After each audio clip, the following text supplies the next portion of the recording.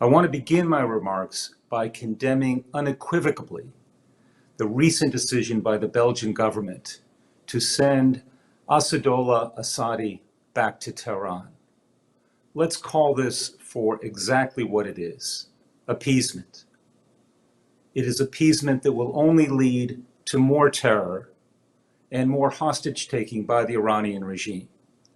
It will turn Belgium into a sanctuary and Brussels a sanctuary city in the heart of Europe for terrorism and terrorist activities that will make all Europeans, and indeed people all over the world, less safe and less secure. It is also contrary to human rights, international law, and recent trends, the values personified by President Zelensky and the Ukrainian people. We understand that Ukraine's fight is everyone's fight. The same is true of your fight for a better future, a safer future, a more democratic future for Iran.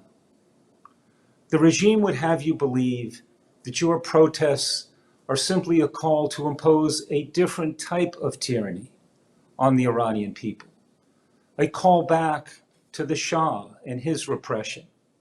Nothing could be further from the truth.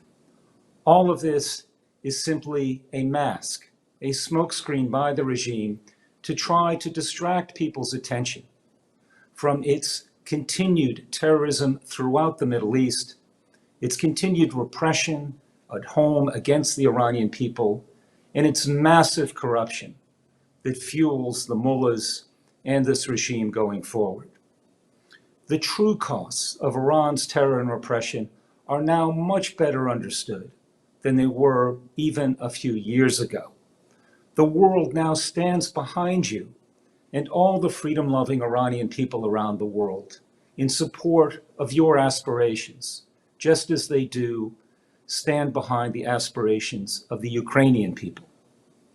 In the United States, there is now wide bipartisan support for Madame Rajavi and her agenda of respect for human rights and representative democracy.